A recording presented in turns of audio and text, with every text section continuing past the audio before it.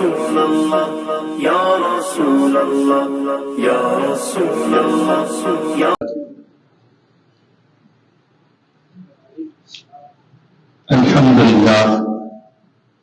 الحمد لله وكفى والصلاة والسلام على رسوله وحبيبه سيدنا محمد المصطفى وعلى آله سفينة النجاة وأصحابه نجوم الهدى وعلى أولياء أمته مصابيح الصدق والصفا. أما بعد، أعوذ بالله من الشيطان الرجيم. بسم الله الرحمن الرحيم.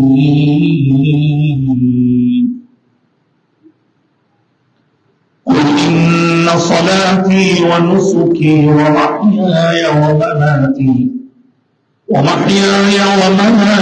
لله رب العالمين. صدق الله العظيم. وقال تعالى في شأن حبيبه تعظيما وتكريما: إن الله وملائكته يصلون على النبي يا أيها الذين آمنوا صلوا عليه وسلموا تسليما. اللهم صل على سيدنا وسندنا وشفيعنا وحبيبنا وطبيبنا وطبيب قلوبنا وقرة أعيننا ومأوانا وملجانا ومولانا محمد وعلى آله وأصحابه وعلى وارث كماله غوثنا الغوث الأعظم أبي محمد محي الدين الشيخ عبد القادر حسني الحسيني جعفري الجيلاني. شيئا لله أغثني وامدد لي في سبيل الله بحق لا إله إلا الله محمد رسول الله.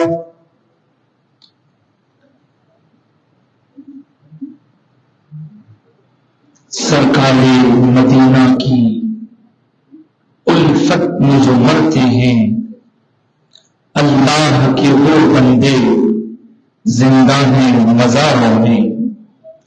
نہ پوچھ ان خرقہ پوشوں کی، ارادت ہو تو دیکھ ان کو، یدے پیغام لیے بیٹھے اپنی آستینوں میں. جلا سکتی ہے شمع کشتہ کو موجے نفس ان کی، الہی کیا چھپا رکھا ہے اہل دل کے سینوں میں. آج کی اس مبارک و مسعود نشست میں شہنشین پر تشریف فرما خانواد حضرت سید یحییٰ پاشا صاحب اللہ علیہ رحمت و رضوان کی بزرگان، شہزادگان، نبیرگان اور سجادہ نشین بارگاہ، خاص طور سے داعی محفل مولانا حافظ بخاری سید مرتضیٰ تاج الدین حیدر صاحب دامت برکاتہ اور سلسلے کی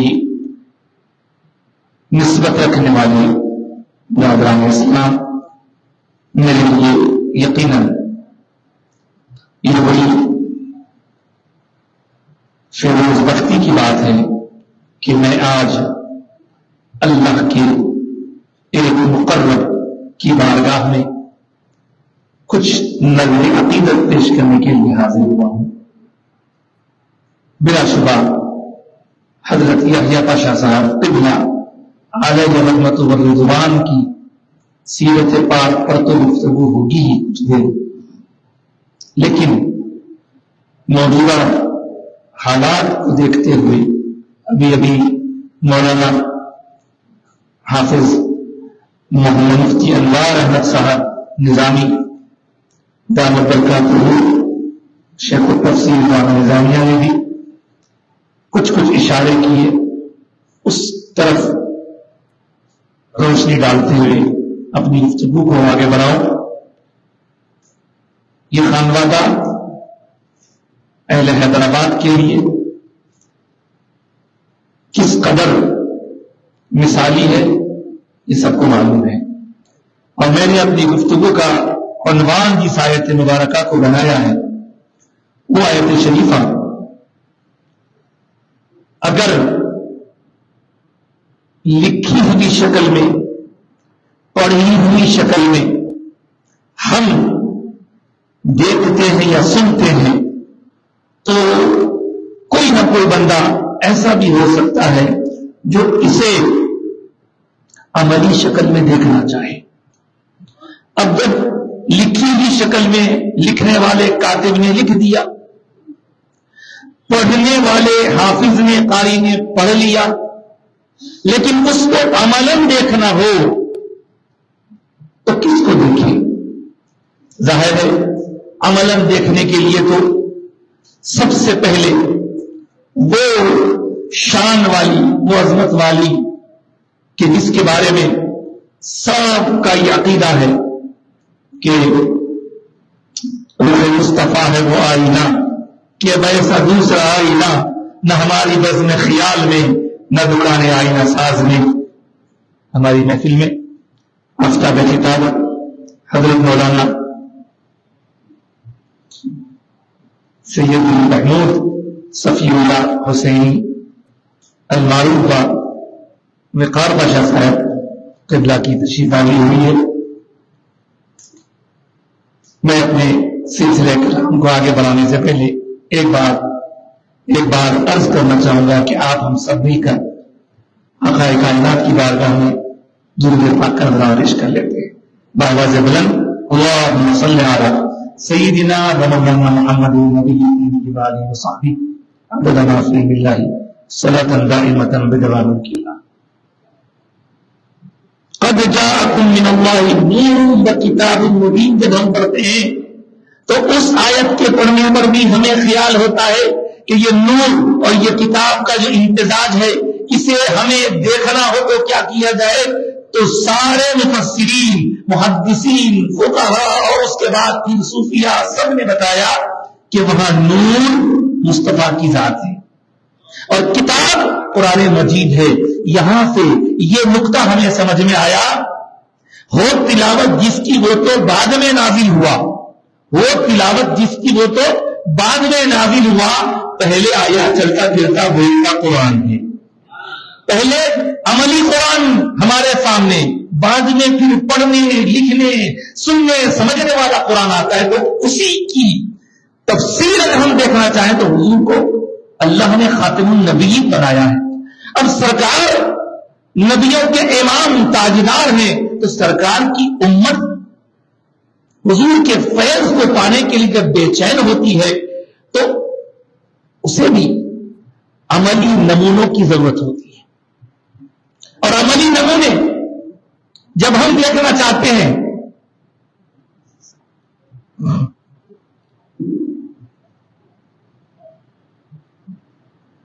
عملی نمونے جب ہم دیکھنا چاہتے ہیں تو دور نبوی میں حضور کی حیات طیبہ کے ان ایام میں تو بہت سے نمونے نظر آتے رہے، لیکن جیسا جیسا دور آگے بڑھتا گیا، تقریباً 110 سال کا عرصہ گزرا، 110 ہجری کے قریب سارے وہ لوگ دنیا سے رخصت ہو چکے تھے جنہیں حضور کائنات کی صحبت بابرکت کا شرف حاصل ہوا تھا. وہ سب لوگ اٹھ چکے تھے. اب کیا بات کی دنیا حضور کے پیغام سے؟ ایسا نہیں. اس لیے آقا کائنات نے برملا کسی کے کان میں نہیں بلکہ میدان میں ارشاد فرمایا تھا، میں تمہیں دو بھاری چیزیں چھوڑے جا رہا ہوں. ایک تو قرآن مجید ہے، دوسرا اگر بھاری اس شے کے بارے میں بیان ہو تو میرے آقا نے ارشاد فرمایا دوسری چیز عطرتی آلو بیتی. اب یہ خانقاہ ہے، ایک ہوتا ہے یاد کروں اکثر مقامات پر کچھ کو چھوڑ کے اہل مدرسہ صرف قرآن اور سنت کی بات کرتے ہیں. یہ اہل خانقاہی ہیں تو قرآن اور اہل بیت کی بات کرتے ہیں. میں نے کہا نا کئی علماء ہیں جو وہ بھی بتاتے ہیں لیکن اکثر قرآن سنت. اگر قرآن سنت ہی کو بیان کرنا تو میں بھی بیان کر رہا ہوں انشاءاللہ. وہ بھی ایک روایت ہے بزرگوں نے ہم تو پہنچایا, وہ بھی روایت ہے. قرآن اور سنت کی روایت ہے, قرآن اور حدیث کی, قرآن اور اہل بیت کی بھی روایت ہے. لیکن حدیث کے علم کا ایک چھوٹا سا طالب علم بن کر میں دیکھوں تو جس طرح آج ہر بات میں کسی کا انکار کرنا نہیں, لیکن ہر بات میں ہم دیکھتے ہیں نہیں یہ چیز ضعیف ہے, یہ کم درجے کی ہے, وہ اعلیٰ درجے کی ہے. تو اگر اس نظریے سے یہاں دیکھیں تو قرآن و سنت کی حدیث کم درجے کی ہے, قرآن و اہل بیت کی حدیث زیادہ درجے کی.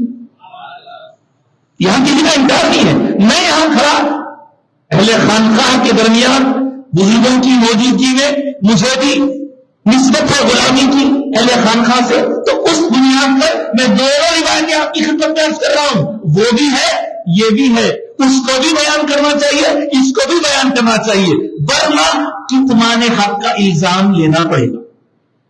اس کے بعد آگے بڑھتی ہے سواری, بات آگے بڑھتی ہے تو اہل بیت محرم کا مہینہ ہے. محرم کا مہینہ کیا کوئی ایسا مہینہ نہیں گزرتا جبکہ ہم امام حسین کو یاد نہ کریں. وہ ہمارے ایسے بڑے محسن ہیں تو دنیا نے دیکھا کہ اہل بیت اور قرآن دونوں کو حضور نے ایک ساتھ قرار دیا اور ارشاد فرمایا. آج اگر کسی منہ سے آپ یہ سنتے ہیں آرے نصب ختم ہو گئے, بھائی کون سید کہاں کے سید کدھر کے سید سب بتا سکتے. اگر کوئی ایسا کہتا ہے, اگر کوئی ایسا سمجھتا ہے تو وہ توبہ کرے, اس لیے کہ حضور کے ارشاد کا وہ انکار کر رہا ہے.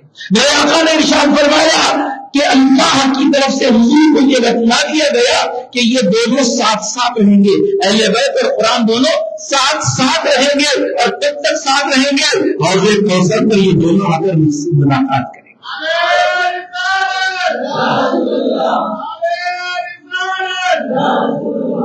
لیکن یہ بات بھی یاد رکھی اور ہم سب کو یاد رکھنے کی ہے, حضور نے اہل بیت اور قرآن کو ملایا تو دنیا نے ہر زمانے میں ایسی شخصیتوں کی زیارت کی ہے جو قرآن کے ساتھ جڑے ہوئے اور اہل بیت اطہار سے تعلق کی بنیاد پر دنیا کا دین کا پیغام لوگوں کو پہنچاتے ہوئے نظر آتے ہیں. دین دین دین, اور یہی تو فرق ہے. آج سے 1385 برس پہلے واقعہ کربلا میں کیا تھا؟ ادھر دنیا تھی, ادھر مال تھا, ادھر دولت تھی, ادھر اقتدار تھا, ادھر سلطنت تھی, ادھر حکومت تھی, ادھر گورنری کی چاہ تھی. لیکن اگر امام حسین کا دامن پکڑ کے پوچھوں اے میرے امام آپ کے پاس کیا مقصد ہے, تو حضرت امام حسین یہی فرمائیں گے نادان دیکھتا نہیں, میرا گھر میرا دریا میرا لیکن بچانا چاہتا ہوں تو اسلام کو بچانا چاہتا ہوں, ایمان کو بچانا چاہتا ہوں. میرا مطمع نظر آخرت ہے, میرا مطمع نظر میرے سامنے, میرا مقصد حیات دنیا نہیں. اگر دنیا ہوتی تو 2 منٹ کی بات تھی, ہاتھ ملا لیتے حصہ ختم ہو جاتا, اتنے سارے لوگوں کی جانے نہیں جاتی. لیکن اللہ اکبر, ابھی آپ نے پہاڑ کی بات سنی نا, حضرت امام حسین استقامت کا پہاڑ. مجھے احساس ہے کہ آج کا جلسہ حضرت یحییٰ پاشا قبلہ رحمت اللہ تعالی علیہ کی سیرت اور فیضان اولیاء پر ہے, لیکن وہ کون سا ولی ہے جو امام حسین کی محبت کے بغیر ولی بن سکتا ہے؟ وہ کون سا خطب ہے جو امام حسین کو چھوڑ کر اپنی خودبیرت کا ڈنکا بجا سکتا ہے؟ سیدنا امام حسین نے اس وقت اپنا عملی میسج دیا. اس وقت کوئی ویڈیو لے کر بھیجنے والا نہ تھا, کوئی کلپ بنا کر بھیجنے والا نہ تھا, لیکن واہ امام حسین نے پیغام دیا. کیا پیغام دیا؟ کچھ جملے امام حسین کی خدمت میں عرض کرتے ہوئے میں پھر اپنے موضوع کی طرف آؤں گا. امام حسین نے اس وقت یہ پیغام دیا, اور آپ کا پیغام ہر زمانے کے لیے, آج کے زمانے کے لیے بھی. آج ہم دیکھ رہے ہیں کہ دنیا میں جس طرح کے حالات ہم دیکھ رہے ہیں, نوجوان لڑکوں کو, نوجوان لڑکیوں کو لالچ دیا جا رہا ہے, پیسے, حکومت اور حکومت کی نمائندگی, فلاں فلاں فلاں. بدلے میں کیا لیا جا رہا ہے؟ بدلے میں کیا لیا جا رہا ہے؟ ایمان چھینا جا رہا ہے، بدلے میں ایمان کا سودا ہو رہا ہے. اور قربان جائے امام حسین کے اس جذبے کے. امام حسین نے مال کو ٹھکرایا، امام حسین نے اولاد کو سامنے شہید ہوتا ہوا دیکھا. کسی عاشق نے خوب کہا ہے، کہا امام حسین کو شروع ہی میں اگر خدا نخواستہ شہید کر دیتے تو امام حسین پورا ہو جاتا، لیکن یہ سامنے بیٹوں کی، بھتیجوں کی، جانثاروں کی جو جان لی جا رہی ہے، واقعہ کیوں کیا جا رہا ہے ایسا؟ تو کہا امام حسین کی استقامت کا امتحان لیا جا رہا ہے. اب امتحان شہید کر دیں گے، شاید امام حسین نرم پڑ جائے، شاید امام حسین پانی بند کیا گیا، کھانا بند کیا گیا. کیسی بدبختی آج کے لوگوں کی کہ پانی بند کرنے پر، سجدہ کرنے پر موضوع بحث بنا کر گفتگو ہو رہی. استغفر اللہ معاذ اللہ. اور ایسے میں امام حسین نے بتایا مال کام کی چیز ہے، لیکن ضرورت پڑے تو مال قربان کر دو. اولاد نسل کو باقی رکھنے کا ذریعہ ہے، لیکن بقائے ایمان کا سودا نہ کرو، اپنی اولاد کی قربانی دو. اور سب کچھ تو جا چکا تھا، اب کیا تھا امام حسین کے پاس؟ امام حسین کے پاس استقامت تھی، امام حسین کے پاس سب کچھ تھا. اور آپ نے تنہے تنہا جا کر 72 زخم کھائے، اپنی جان رب کائنات کی بارگاہ میں پیش کی، اور عملاً یہ بتا دیا اے میرے نام لینے والے حسینیوں، جب بھی ایمان کی بات آئے سب کچھ لٹانا ایمان کا تھا. اب اس کی عملی تفسیر ہمیں اولیاء کرام کی شان میں سامنے. تقویٰ، پرہیزگاری، اللہ اکبر، کیا کیا بتاؤں حضرت کے حالات. اردو میں ماشاءاللہ میں حضرت پاشا صاحب کا ممنون ہوں کہ انہوں نے کتاب مجھے عنایت فرمائی. کیا حضرت کے حالات ہیں. اب ہم نے حضرت کو دیکھا تو نہیں، لیکن حضرت کے بارے میں جو سنا ہے، میرے ایک استاد تھے سید عبد القادر جواہر رقم صاحب، وہ جو ہے یہاں بازار روپ لال میں رہتے تھے. تو حضرت کے بارے میں فرماتے ہیں قاضی پورہ شریف سے نکل کے وہ بازار روپ لال کے کوچے مرزا عباس کی گلی میں سے حضرت مکہ مسجد تشریف آتے. اور اس وقت جو انہوں نے کہا تھا کھڑاوے ہوتے تھے قدموں میں.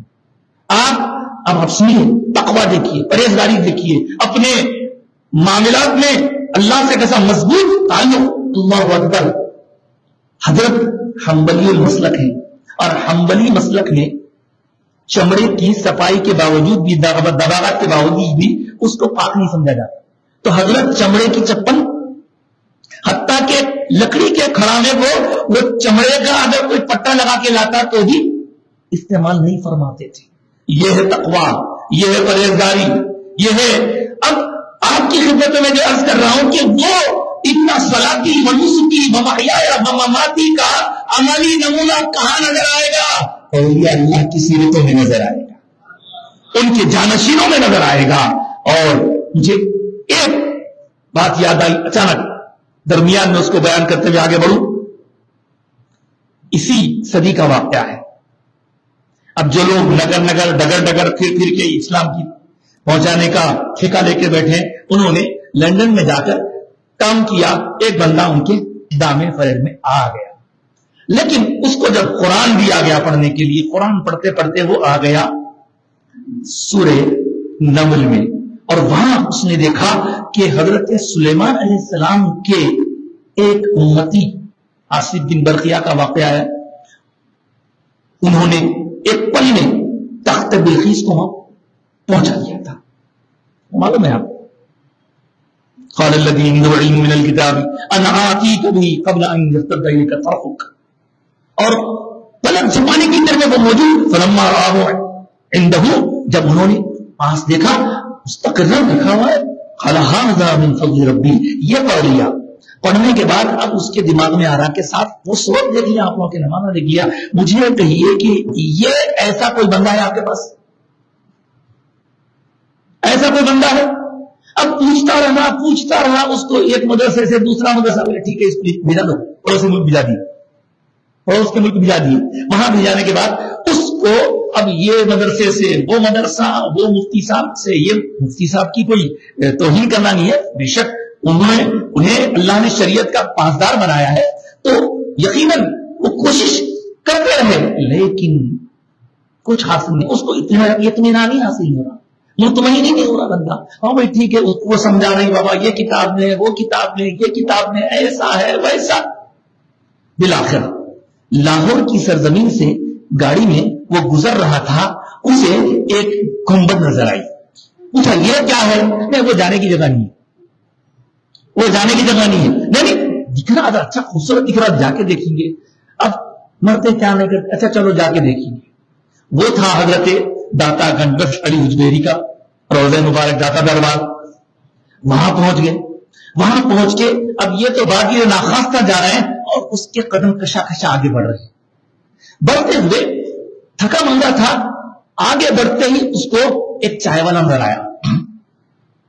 اس نے سوال کیا کیا پیو گے, چائے پیو گے یا ڈیکاشن پیو گے؟ تو کہا کہ صاحب چائے پیوں گا. اچھا. اور اس نے اپنے ہاتھ میں ایک پیالی لی اور چائے اس میں ڈال کر جیسے ہی اس انگریز کے ہاتھ میں تھمائی, وہ جیسے ہی پیالی لیا لے کے رش آگے 200 کے گر گیا, بے ہوش ہو کے گر گیا. اب حیران سب لوگ, پانی وانی ڈال کے اس کو اٹھایا, بھائی کیا بات؟ بولا وہ سانپ کہاں ہے چائے پلا رہا, مجھے وہ سانپ چاہیے. تو بولے وہ سانپ چائے پلا چلے گئے, ان کے بارے میں مجھے وہ سانپ چاہیے. تو بولے اس سے کیا مطلب ہے؟ کہنے لگا جس چیز کو ڈھونڈتے ڈھونڈتے اتنا در بدر پھر رہا تھا, آج مجھے اس کا جواب مل گیا. وہ کیسے ملا؟ تو کہا یہ میرے ہاتھ میں پیالی دیکھتے ہو, یہ پیالی دیکھتے ہو, یہ پیالی لندن میں میرے بیڈ روم میں رکھی رہتی ہے, روز میں اس سے شام میں سونے سے پہلے چائے پیا کرتا ہوں. وہ پیالی اس کے ہاتھ میں کیسے آئی؟ مجھے اس کی تلاش ہے. اللہ اکبر. اب وہ تو ملا نہیں, پتا نہیں اللہ نے کس کو بھیج دیا, داتا نے کس کو بھیج دیا خدمت کے لیے. اب اس کے بعد بولا میں جو تلاش کر رہا تھا وہ مجھے یہاں مل گیا, لہذا میں تمہارے ساتھ نہیں کر جاؤ. وہ یہی رہ گیا. آپ تفصیلات دیکھ سکتے ہیں, نیٹ پر بھی موجود ہے. اس کا نام فاروق لینارڈ. یہی رہ گیا, بولا یہاں سے نہیں جاؤں گا, یہیں سے ایسا روحانیت. لوگ بولتے ہیں خبر پرستی کرتے, لوگ بولتے خبروں کو نے کیا ملتا, خبروں کو نے کیا ملتا حضرت بایزید بستامی سے پوچھو, خبروں کو نے کیا ملتا حضرت ابو الحسن خرقانی سے پوچھو. انہوں نے سلسلے نقشبندیہ میں اسی فیض کو تو آگے پہنچایا ہے. ملاقات نہیں ہوئی لیکن اس کے باوجود آگے فیض پھیلائے. دوستو یہ واقعہ میں نے اس لیے سنایا کیونکہ گلا تو گھونٹ دیا اہل مدرسہ نے تیرا, کہاں سے آئے صدا لا الہ الا اللہ. کچھ مدرسے, اب آپ کچھ اس لیے کر رہا ہوں کہ پہلے ہمارا ایک جامع نظامیہ تھا, اب گلی گلی گلی گلی نئے نئے مدرسے ہو گئے, اور جتنے مدرسے اتنی باتیں ہیں, ان پر تنقید کرنا مقصد نہیں ہے, لیکن صرف ہم خالی پڑھاتے جائیں گے ان بزرگوں. حضرت بانی جامعہ نظامیہ فضیلت جنگ علیہ رحمت و رضوان, وہ بھی قادری و چشتی ہیں, وہ بھی سما سنتے تھے. یہ بات اور ہے کہ قیود کے ساتھ سنتے. آج سما کی مخالفت ہو رہی ہے, ٹھیک ہے بھائی, آپ جس سلسلے سے جڑے ہوئے ہیں وہاں سما نہیں ہے تو کوئی بات نہیں ہے, لیکن کیا بندہ نواز کے سلسلے میں سما نہیں ہے, کیا حضرت شاہ راجی رحمۃ اللہ کے سلسلے میں سما نہیں ہے؟ تو سما کو لے کر بحثیں ہو رہی ہیں. ایسے میں ہمیں ان بزرگوں سے جڑنے کی ضرورت ہے. اور میں آپ کی خدمت میں, یہاں تو بزرگ بیٹھے ہیں بہت سے, میں نوجوانوں سے اکثر عرض کرتے رہتا ہوں, خدا کے لیے دوسروں کے باتوں کو سننا چھوڑ دیجیے. ایک زمانہ تھا ہم حضرت بخار پاشا صاحب سے بھی سنتے تھے, ہم بھی حضرت کے ساتھ ساتھ کہیں بھی اگر کتاب آ تو بولتے تھے دیکھو بھائی دوسروں کی کتاب نہیں پڑھنا, دوسروں کی کیسٹ نہیں سننا, یاد کرتے تھے. لیکن اب حالت یہ ہے کیسٹ خریدنے کی ضرورت نہیں ہے, کتاب لینے کی ضرورت نہیں ہے, خود بخود کلپ آ جا رہی.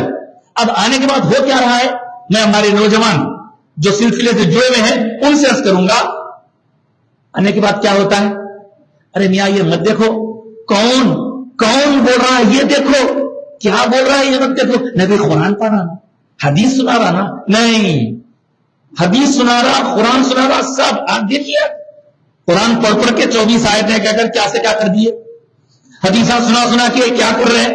تو کون کس کی سن رہا ہے, یہ بات اچھی طرح ذہن میں رہے کہ قرآن پڑھنے والا پہلے یا تو سند یافتہ ہونا یا صحبت یافتہ ہونا.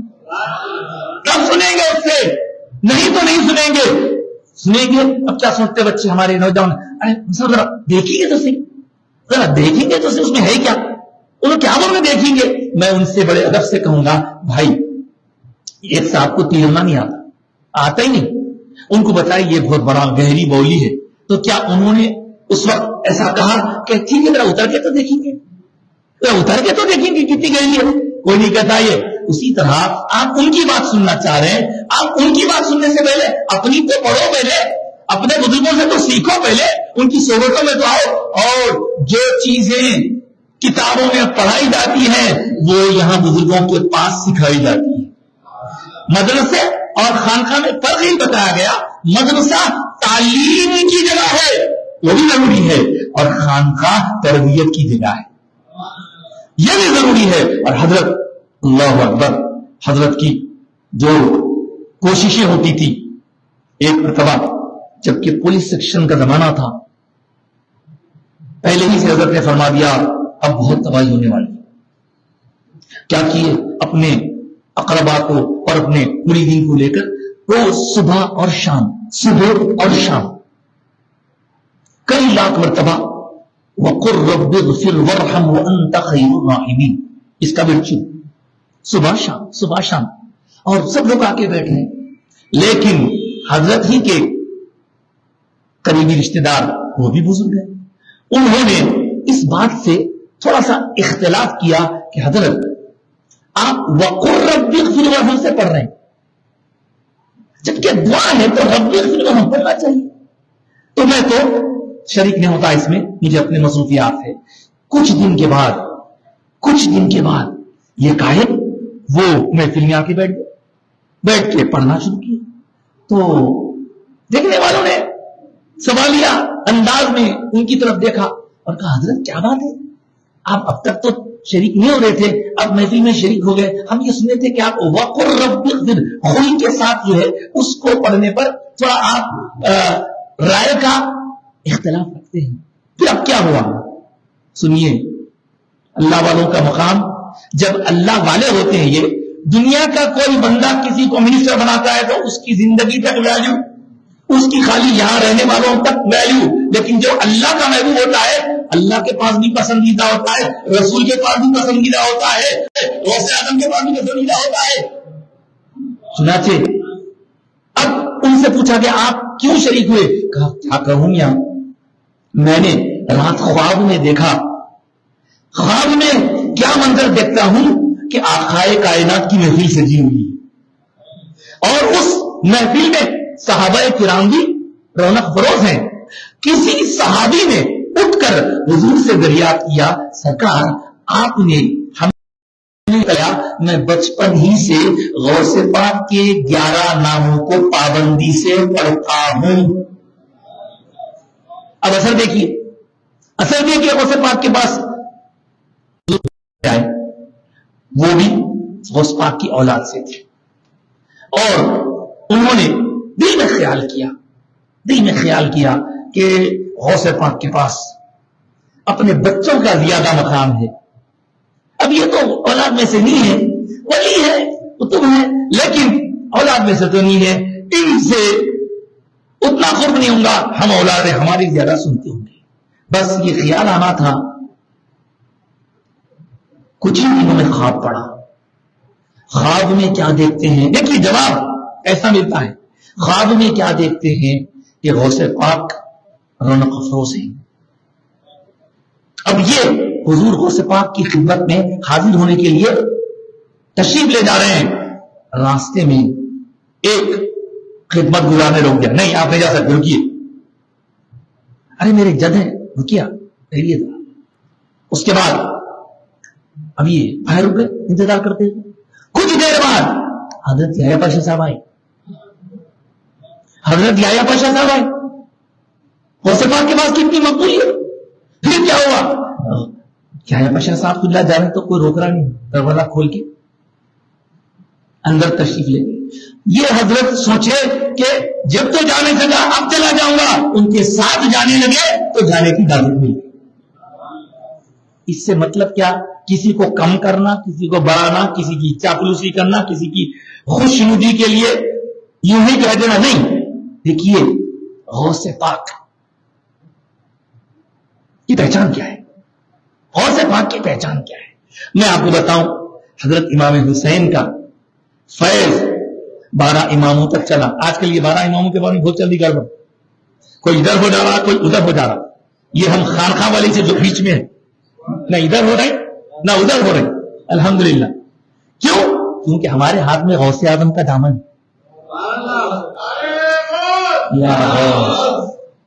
حضرت امام حسین کے بعد وہ سارے علوم جو سینہ بسینہ چلے آ رہے تھے سیدنا امام زین العابدین کے پاس منتقل ہوتے.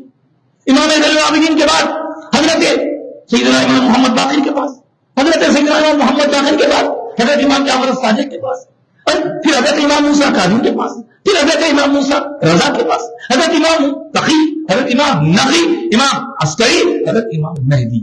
یہ زمانہ جب ختم ہوا، یہ بزرگوں کا دور ایک کے بعد ایک. کوئی اگر کہے کہ نہیں بھائی یہ ہمارے نہیں ہے تو ہم کہیں گے تم ہمارے نہیں، یہ تو ہمارے ہیں، یہ امام حسین کے شہزادے ہیں. ٹھیک ہے، ان کے بارے میں کچھ لوگوں کا جو عقیدہ ہے ہمارا وہ عقیدہ نہیں ہے. ہمارا عقیدہ ان سے جو محبت کا ہے. اللہ اکبر. اس بارے میں ان کی نہیں، ان کی بولا تو ارے بھائی انہوں ساداتی سے بول دیے ہوں گے اور سیدہ چالے تھے اپنے آپ کو تو فاروق اعظم کے بیٹے کی جگہ دلاتا ہوں. حضرت فاروق اعظم کے بیٹے شہزادے حضرت مجدد القسانی شیخ احمد سرہندی رحمت اللہ تعالی علیہ مکتوبہ شریف میں لکھتے ہیں کہ ولایت کا جو فیض تھا، میرے آقا نے مولا علی کو جو ولایت کا فیض عطا فرمایا وہ مولا علی سے مولا حسن کے پاس منتقل ہوا. پھر ایک کے بعد ایک منتقل ہوتا رہا. جب حضرت امام مہدی کا زمانہ آیا اس وقت، اس کے بعد کا دور متصلاً کچھ وقت کے بعد حضور پیران پیر غوث اعظم دستگیر کا دور مبارک ہے. تو وہ جو ولایت کا چارج تھا، دنیا میں کوئی بھی ولی بنتا تھا تو وہ ان کے صدقے میں بنتا تھا. اب وہ چارج غوث پاک کے پاس آ گیا ہے. غوث پاک کے بغیر دنیا میں کوئی ولی نہیں بن سکتا. تو ہم یہ کہیں گے کہ کوئی اگر کہے نہیں صاحب وہ امامہ ان کے ہے تو ہم کہیں گے ہمارے ادھر ادھر ہونے کا چاسی نہیں ہے. کیوں کہ ہم اماموں کے ساتھ غوث اعظم کا دامن تھامے ہوئے. تو غوث پاک سے کیسی قربت، کیسی محبت. اللہ اکبر. حضرت ایک شہزادے اور تھے، ہم بچپن میں ان کا نام سنے ہمارے بزرگوں سے، اب یا تو نئی نسل ہے. ایک حضرت ابو نصر صاحب بول کے تھے رحمت اللہ تعالیٰ، اس پاک کی اولاد میں سے تھے. پیدل پھرتے تھے، پیدل. یہ جو نرکھوڑے کے پاس وہاں حضرت شہاب الدین سہروردی رحمۃ اللہ علیہ کی درگاہ ہے. وہ درگاہ کے پاس آپ اکثر قیام فرما ہوتے تھے اور حضرت کی آپ کی بہت پکی دوستی تھی. ایک مرتبہ حضرت دیکھیے صاحب اس زمانے میں نہ فون نہ کوئی اور ذریعہ تھا، نہ میسج کرنے کے لیے کوئی میسنجر تھا، کچھ نہیں. تو حضرت صبح اپنے وہ مریدین کے ساتھ نکل کے وہاں تشریف لے گئے. آج ابو نصر صاحب سے ملاقات کریں گے. وہاں جانے پر پتا چلا کہ حضرت اپنے مقام سے فجر کے بعد اپنی کسی مصروفیت میں چلے گئے ہیں. روز چلے جاتے. حضرت فرمایا ٹھیک ہے. حضرت آنے تک ذرا حضرت بابا شہاب الدین صاحب کی خدمت میں فاتحہ گزران دیں گے. فاتحہ گزران کے واپس آ رہے کہ حضرت واپس وہی آ گئے. مجھے حضرت آپ کے متعلق پوچھ رہا تھا کہ آپ بہت دور چلے گئے، آپ کا آنا ممکن نہیں ہے، بہت دیر ہوگی. تو کہنے لگے کیا بات ہے کہ بادشاہ، میں آج قدم بڑھا رہا ہوں، بار بار آپ کا چہرہ سامنے آ رہا. میں بولا آج پلٹ نہ جائیے، پلٹ کے دیکھا تو آپ یہاں کھڑے رہے. تو یہ غوث پاک کی نمائندوں، غوث پاک کی اولاد سے جو حضرت یہاں پر شرف اللہ علیہ رحمۃ الرضوان کا جو رب تھا. اچھا پھر آپ سن کے حیران ہو جائیں گے. حیران کیا بلکہ اگر نئی نسل ہے تو ان کو تو ہوش اڑ جانا. حضرت یہاں سے پہاڑی شریف آج کی پہاڑی شریف نہیں، آج تو ہم آسانی سے گاڑی میں چندران سے چلے جا رہے ہیں روڈ پہ سے. اس وقت جھاڑیوں میں سے حضرت کا معمول تھا اپنے مریدین کے ساتھ توشہ لے کے تہجد کی نماز پڑھ کے نکلتے اور پیدل وہاں تشریف لے جاتے تھے. پیدل وہاں جا کر حاضری دیتے اور فاتحہ گزرانتے اور وہاں حلقہ ہوتا. اس کے بعد پھر وہاں سے پیدل ہی واپس تشریف لایا کرتے تھے. اللہ اکبر. تو ہم کو اگر آج کی تاریخ میں کہیں سے کوئی آواز آئے میں بھائی خبروں کو نہیں جانا, ہم بولیں گے تیری سننا کیا وجہ کی سننا. ارے جن کے بارے میں ہم دیکھ رہے ہیں کہ جن کا مقام اللہ کے پاس, رسول اللہ کے پاس, مولا علی کے پاس. ایک مرتبہ فرمائیں, ایک حضرت کے پاس مولا علی کا جبہ شریف اور آصر شریف کی زیارت تھی. اس زیارت کے لیے حضرت جبے کی زیارت کرتے کرتے, دیکھیے میں خان میں کھڑا ہوں, میرا انداز اس کی جہاں بھی بولتا ہوں ایسے ہی بولتا ہوں. ماشاءاللہ یہاں تو سب چاہنے والے ہیں, سب ماننے والے ہیں, لیکن نہ ماننے والوں کے سامنے بھی عرض کرتا ہوں ایسا ہی. تو حضرت ہم کیا کرتے, کہیں بھی آصر شریف کی بارگاہ میں زیارت کے لیے جائیں تو وہاں دل میں دعائیں آتے, ہم دعائیں کرتے, وہ برکتوں سے قبول ہوتے. تو حضرت وہاں جبہ شریف کی, مولا علی کی جبہ شریف کی زیارت کے لیے جب تشریف لے گئے تو اس کو اپنے سر پر رکھتے رکھتے دل میں خیال آیا کہ مجھے سرکار کچھ عطا فرما دیں, عطا فرما دیں. اب دیکھیں 2-3 دن بعد حضرت کو خواب نظر آتا ہے, جس خواب میں ایک صاحب آئے, آ کے بولے یہ خط آپ کے نام ہے, یہ خط آپ کے نام ہے. کہاں سے آیا؟ یہ دارالعلم سے آیا, دارالعلوم سے آیا. تو اس کو کھول کے دیکھے حضرت کھول کے دیکھے تو اس میں لکھا ہوا ہے آپ کی عرضی قبول ہو چکی ہے. یہ اولیاء اللہ کے واقعات یقین دلاتے ہیں الحمدللہ ہم حق پہ ہیں, کسی کو شک کرنے کی ضرورت نہیں ہے. حضرت یہاں پر شخص بلا مسجد میں پڑھ رہا تشریف رکھتے ہیں, لوگ کہہ رہے ہیں کہ ایک شخص آیا, اس کا وضع کرتا ذرا عجیب و غریب تھا, نوابی انداز کا, شیروانی اور وہ رومی ٹوپی لگایا. اس کے بعد حضرت نے اس سے اکیلے میں گفتگو کی. اکیلے جب اکیلے میں گفتگو کی, مریدوں کو ہٹا کے, مرید بولے کیا بھائی کوئی خاص آدمی ہوگا یہ سمجھے. لیکن جب گفتگو ختم ہونے کے بعد لوگوں سے پھر ملاقات ہوئی تو حضرت سیدی عیاض شاہ قبلہ رحمت اللہ تعالی علیہ نے فرمایا میاں کسی کے ظاہر پہ مت جاؤ, یہ آدمی بہت پہنچا ہوا ہے. بولے یہ آدمی بہت پہنچا ہوا ہے, میں نے حضور غوث پاک کی بارگاہ میں کچھ معروضات کیے تھے, اس کے کنفرمیشن کے لیے آیا ہے. یہ پتہ یہ چلا کہ یہ سب نظام جو آخرت کے لیے چل رہا ہے. اب دنیا دنیا دنیا. آخری بات, بہت دیر ہو گئی, حضرت بھی تشریف لا چکے ہیں. حضرت مولانا مفتی عظیم الدین صاحب قبلہ صدر مفتی جامع, ان کی زبان سے سنا ہوا واقعہ سنا. ان کے بزرگ نے طبیعت کی ناسازی پر کہا جاؤ میاں جائے پاشا صاحب کے پاس جاؤ, میں ذرا حضرت سے ٹائم لے کے آؤ, مرید ہو جاتا, ٹائم لے کے آؤ مرید ہو جاتا. تو جب طالب علمی کا زمانہ تھا حضرت کا, حضرت مفتی صاحب کا, آئے کھٹکا مارے, کیا ہے بابا؟ تو ہمارے بزرگ آپ سے بیعت ہونا چاہ رہے ہیں. کیا نام ہے؟ یہ نام ہے. حضرت وہیں کھڑے کرے, آنکھیں بند کرے, سر اٹھائے, نہیں بابا ان کا ہمارے پاس حصہ نہیں. یہ کیا ہے؟ آج کل ڈپلیکیٹ مرشدوں کا حال یہ ہے, آن دو, پھر اس کو نہ طہارت کی حاجت ہے نہ اس کو نماز, دل کی نماز پڑھتا کرتی نہیں. اب دل کی نماز پڑھنے والا آن دو. ایسے لوگوں کے درمیان ایسے بزرگوں کا تذکرہ کرنا یہ ان کی ضرورت نہیں ہے, خدا کی قسم یہ ہماری ضرورت ہے.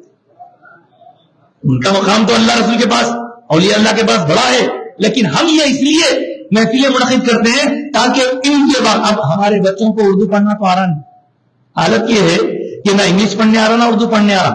زبان اردو ہونا, رائٹنگ انگلش ہونا, رومن انگلش بھی دیکھ رہا ہوں, قرآن تو پڑھنے آ رہا نہیں. ہمارے اکثر بچوں کا یہ حال ہے. تو لہذا کم سے کم ایسے واقعات ہم سناتے رہیں گے, آسان زبان میں سنتے رہیں گے تو ہمارا ایمان تازہ رہے گا, اور ایمان تازہ رہنا بھی ضروری ہے, اور اللہ کے حبیب کے دین پر چلتے ہوئے تقوی پرہیزگاری کے ساتھ محبتوں کا دامن بھی ضروری ہے.